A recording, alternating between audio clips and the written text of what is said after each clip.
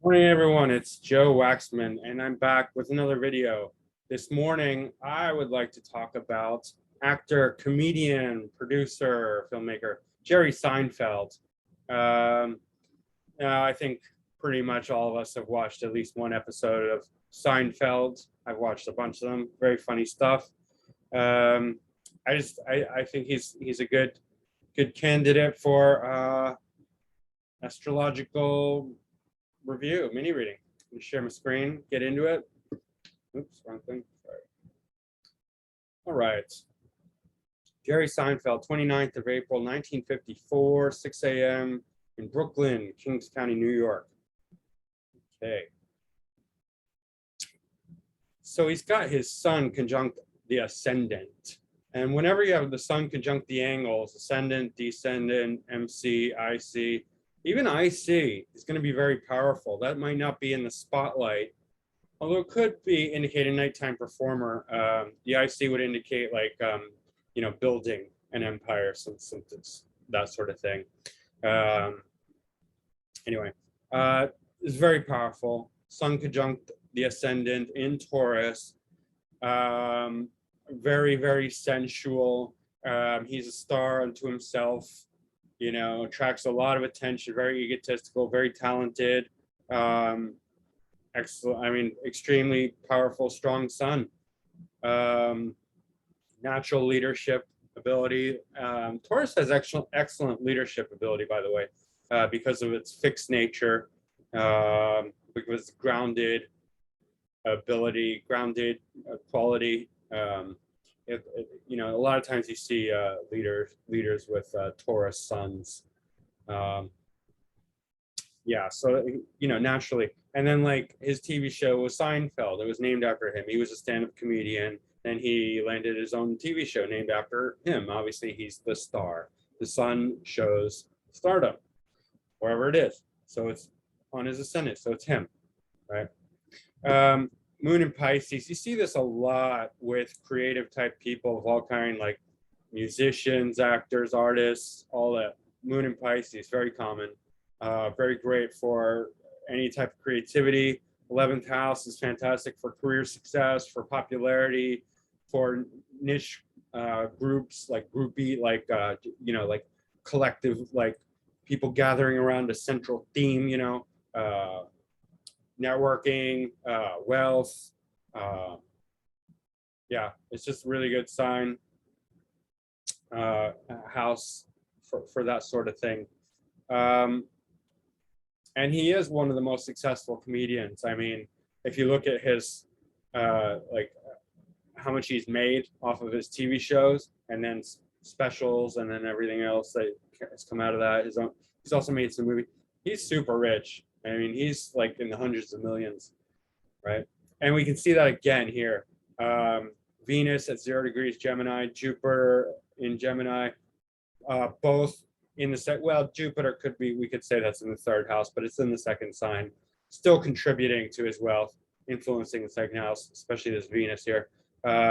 So wealth, definitely. Career success, speaking. 2nd house is speaking. Gemini represents the expression, the higher level of speaking, like the aftermath of speaking, it's expression. It's talking, writing, skills of the hands, all that. So we know that he's going to be a star who can speak and communicate, and it's going to be successful in all that. Mercury's in the 12th house, which is interesting, but this is a house of creativity. So for being able to write and to come up with material, his own original, unique material, that's very important. It's in Aries, exposited by Mars, and Mars is exalted here. Why conjunction? Probably a lot of people would not consider that a conjunction to the North Node, but it's in the same house. North Node conjunct the MC. Again, this is very, very telling of career success. And again, not till later in life, because North Node doesn't become fully activated till 42, late 30s, yeah. But 42 really. So And he was a little bit older when he landed. I don't know how old he was when he landed Seinfeld, but either way, still it shows more career success in the second half of life. But we still don't really know like why he's so funny. Here's one big clue. South Node conjunct Uranus in Cancer. I mean, Cancer is not really a sign that we would consider humorous, but Uranus is, believe it or not. Uranus can relate to music. It can relate to brilliance. It can also relate to humor because of its connection to Aquarius. And Aquarius, we often see with comedians being quite accented, and sometimes Uranus too. We saw it with George Carlin with his Mercury, I believe, Mercury conjunct Uranus. It can go different ways. But Mercury, I mean, South Node conjunct Uranus, this aspect we saw with Mozart, it shows a certain kind of creative brilliance, right? Because Uranus is the planet of awakening. It's the planet of inventiveness, of brilliant creativity, of being here and now, independent, out of the box thinking, completely new, completely novel stuff. It's like Uranus just acts without reference to anything. It's like just now, always now, right? And so for that reason, it's very creative, very original. And that can definitely lend itself to humor if other factors are there, because of that ability to be shockingly now, here and now, right? And that's humorous. That's funny when, you know, when we can just be like, well, it can be funny. It can be brilliant or it can be humorous. Yeah, sort of similar to the way Aquarius can be. And it can be very strange and weird and different because there's no reference. It's not referencing anything. That's why it can be, you know, it doesn't necessarily fit in. It can be completely, you know, something that's absurd, you know, and that's why it's often very funny. And it gets a really nice trine to this creative moon in the 11th house, this popular creative moon, right? And then this square to Jupiter. I mean, moon to Jupiter, any contacts with moon and Jupiter are good contacts, even a square, because Jupiter and moon get along great. That's a great combination. The square is going to make it more exaggerating.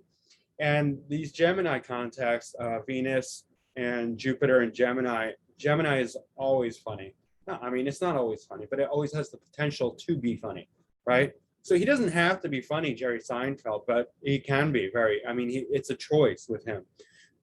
He's turning on the funny because he's got the Venus and Jupiter and Gemini square this creative moon, and then trying this outrageously creative, inventive Uranus, right? So there's a lot of humor potential in here too. And also, like, you know, Taurus sun, just Taurus in general, because it relates to the creative Venus, you know, the sensory, it just knows. I mean, Taurus sun is not necessarily funny, but it has the artistic creative quality that can lend itself to that as well, obviously, as the case may be. Mercury is opposite Neptune in the 6th house, and this is kind of unusual. Neptune is a planet of creativity, imagination, illusion, delusion. So, you know, aspects between Mercury and Neptune are often considered like, well, this person's highly imaginative, but they can lie and distort things because Neptune is delusion. But so again, great for a comedian who needs to, you know, say things that are like completely exaggerated and not, you know, just like, you know, not necessarily true, but funny nonetheless. That's almost similar to moon square Jupiter. This is very exaggerating kind of, you know, the emotions are just getting blown out of proportion here with moon square Jupiter, because Jupiter expands things, moon's the emotions. The square brings out like the most, you know, extreme or negative quality, not necessarily negative, but like difficult quality. So it's like a real exaggeration here with this moon Jupiter. And Jupiter's ruling Pisces, so that's quite good for that, to have that contact. And then this Mercury opposite Neptune is like exaggeration, creativity, just, yeah, like very, very Neptunian expansion with the communication.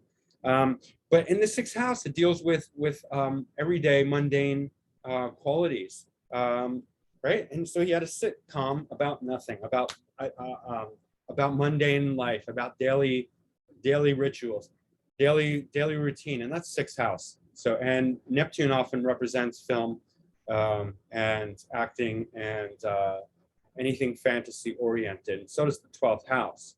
So here we're having a really nice combination that very much depicts his style of humor and what we saw with Seinfeld, the TV show. Even his show afterwards, driving cars with coffee, that's very mundane, right? It's mundane creativity. That was his show afterwards, and it was funny. It was a success, and that's very much sixth house because he's just doing daily routines, like going to get coffee with comedians and being funny, so that we see that here. There's also the square. This is basically a T square. Not basically, it's a T square with Chiron in Capricorn in the 10th house, which is an unusual position. I mean, this would indicate some sort of career as a healer. You know, we might generically depict that, you know, Chiron 10th house or conjunct the MC, you know, career as a healer. But Chiron is the wounded reject.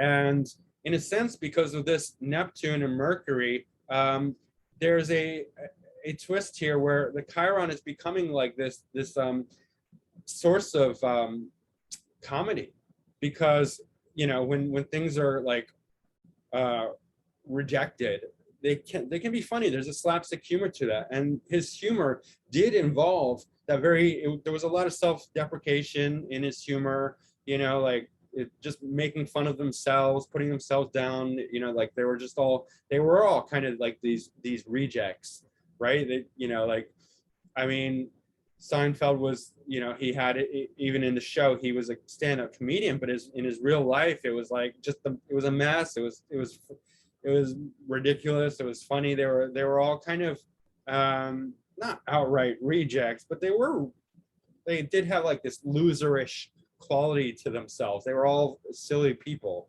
making fun of themselves, and I think that's how the Chiron is playing in here. It's because it's square, it's making contact to Neptune and Mercury, so it's taking the piss, you know. It's lightning. It's a very lighthearted Chiron that's making fun of itself and having fun at its own expense. The 10th and 11th Lord Saturn is in the 7th house, while conjuncting the descendants, 2 degrees in the 6th house, but basically 7th house because 7th sign.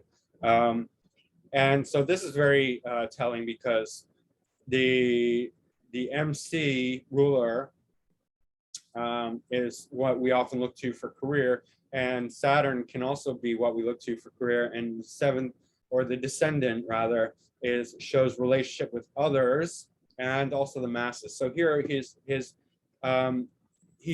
moving, his career is moving into connecting with others, including large amounts of people. So a lot of times we'll see the descendant involved where the person is either singing or speaking to a crowd, right? That's a very common thing. It's not just about being seen. It's not just about leadership and the MC. You know, that's very common with, you know, celebrities, you know, the strong MC, strong AC. But whenever there's connection with the crowd, with large amounts of people, the descendant is also very common, you know. So that's why he can also be a stand-up comedian. And that's where he got his start, because his career, Saturn, is going into the descendant. And its dispositor, Mars, is exalted in Capricorn. It's very prominent. It's in the 9th house. And what's interesting is that he was born and raised Jewish, and he keeps the Jewish practice, but he was also very privately involved in TM, Transcendental Meditation, along with David Lynch and Paul McCartney and a lot of other celebrities. I lived in the TM community in Fairfield, Iowa for a little while, so I'm pretty familiar with all that. But this ninth house Mars in Capricorn, exalted. So an exalted Mars is going to have a lot of integrity. It's going to have a lot of personal upright integrity. It's going to do things the right way to the best of its ability. And so that's why when it's in the ninth house of philosophy, religion, higher education, all that, long distance travel, he's going to choose the philosophy, religion that really has a lot of integrity. And that is essentially, I mean, TM is not, it has a religious quality to it because it's Maharishi and there's Hinduism and there's all these, religious beliefs as well. But meditation is meditation. I mean, it doesn't really, it doesn't belong to any particular group, or in this TM kind of does. It belongs to the Maharishi, TM community, but it's still meditation and it's still just sitting there being quiet with yourself. So I think that very much relates to a very strong Mars in Capricorn, because it's about self-control, which is very much Capricorn. Mars is the physicality of the body. So and philosophy, religion, that sort of thing, ninth house. So yeah, it fits. And is I mean, this is still ninth house influence because of the MC is in the ninth sign. So there's still going to be that philosophy, religion element in his career, even though it's the MC. So it's start of the 10th house, North Node conjunct the MC. It's very powerful for career, especially as one gets older, later in life. Yeah. And what else? Well, let's look at the speed of the planets and the declination. Okay, Mars is out of bounds, so he's definitely going to be drawn to like foreign things, out of bounds, extremes, because that's what happens when the planets in the declination is out of bounds over 23 degrees and I forget how many minutes. His 24.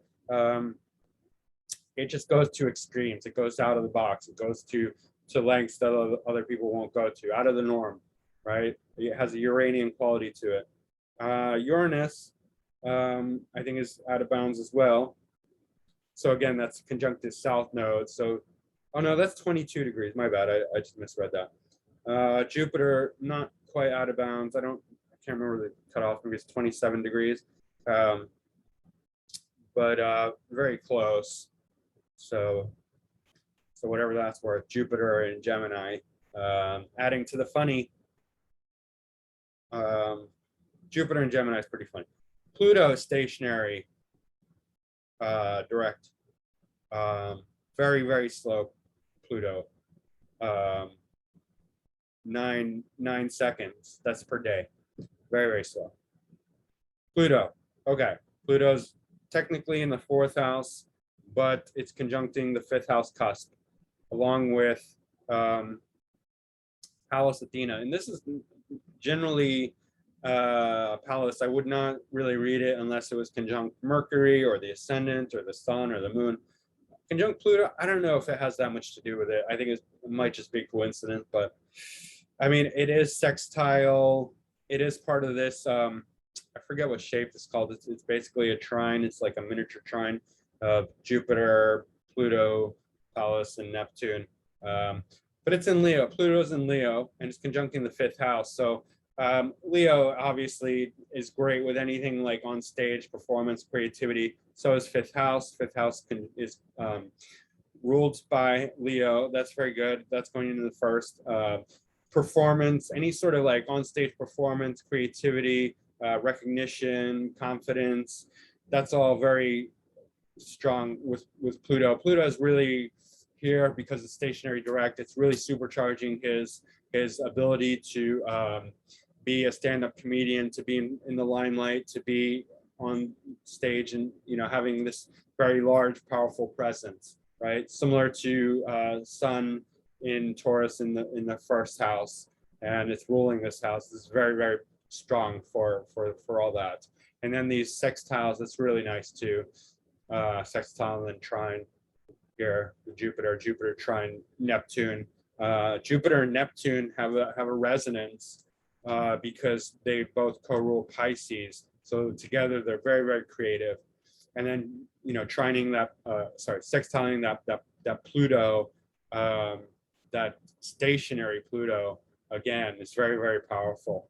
Just really adding to like this need to create this obsessive, powerful creation in Leo. Pluto does very well in Leo. That's the boomer generation. They're very confident, very strong.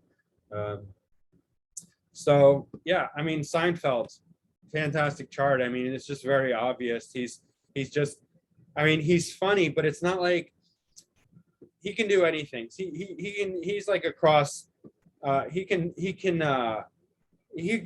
do serious acting if he wanted to. He's just a star in his own right, and he's brilliant, and he's a great writer, great producer. He just has a brilliant mind because of the South Node conjunct Uranus. He's just like creative genius. Like he can just pop it out like that. Doesn't need to anymore. I mean, he's rich beyond his dream. You know, like more money than he can spend in his lifetime. And he has donated a lot of money. I think he's like, you know, just a very quiet guy in his personal life. He doesn't really like to show off, but you know, he's a man of means. He's very capable, creative genius type who, you know, is equally as funny as he is, you know, intelligent. So that's pretty much it, guys. Jerry Seinfeld. It always amazes me, like these charts of these famous people, like it just, they're always, the more powerful the person is, the more powerful their chart is, and it just shows. It's really uncanny. Astrology is amazing.